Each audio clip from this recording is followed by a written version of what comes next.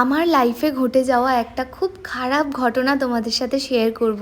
সেই ঘটনাটা আমার লাইফের বলতে গেলে একটা টার্নিং পয়েন্ট ছিল। এমন কিছু হয়তো তোমাদের কারোর সাথেই ঘটেনি।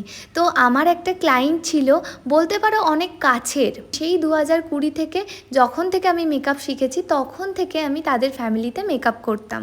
সেই সময় আমার স্পষ্ট মনে আছে আমি পার্টি মেকআপ করার জন্য 300 টাকা নিতাম। তাদের ফ্যামিলিতে টুকটাক ছোট কাজে আমাকে বলতো মেকআপের জন্য, আমি গিয়ে করে দিয়ে আসতাম। ইভেন 2024-এ দাঁড়িয়ে আমি 300 টাকাতেও তাদেরকে পার্টি মেকআপ করে দিয়েছি। 2023 থেকে যখন আমার এক্সপিরিয়েন্স আরও বাড়তে থাকে, আমার পেমেন্ট বাড়তে থাকে, তখন ওদেরকে আমি বলি আমার পক্ষে 300 টাকায় মেকআপ করা পসিবল না, তোমাদেরকে মিনিমাম 600-700 টাকায় মেকআপ করতে হবে।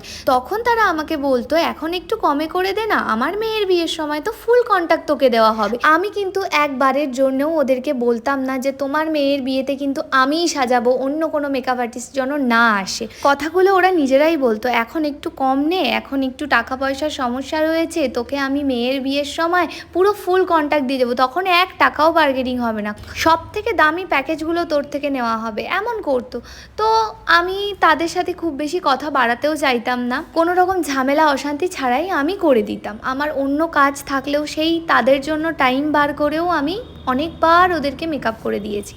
এবার ঘটনাটা হলো অ্যাকচুয়াল যখন বিয়ের টাইমটা আসলো তখন তারা আমার থেকে করালো না, অনেক ভালো একটা মেকআপ আর্টিস্টের থেকে মেকআপ করালো। পরে আমি অন্য একজনের কাছ থেকে সেটা শুনলাম। খারাপ লাগাটা আমার এখানে না যে তারা আমার থেকে কাজ করায়নি, খারাপ লাগাটা এখানেই যে আমাকে এই ধরনের কথাগুলো কেন বলতো, আমাকে লোভটা কেন দেখাতো। আমি যদি কথাগুলো নিজের থেকে বলতাম যে আমি এখন কমে করে দিচ্ছি কিন্তু তোমার মেয়ের বিয়েতে কিন্তু আমার থেকেই করাতে হবে, সেক্ষেত্রে একটা অন্য কথা হতো। এই ঘটনা থেকে আমি শিক্ষা পেয়েছিলাম যে যাই বলুক না কেন নিজের প্রাপ্য নিজের দাম আমি কখনোই কারোর কাছে কমাবো না।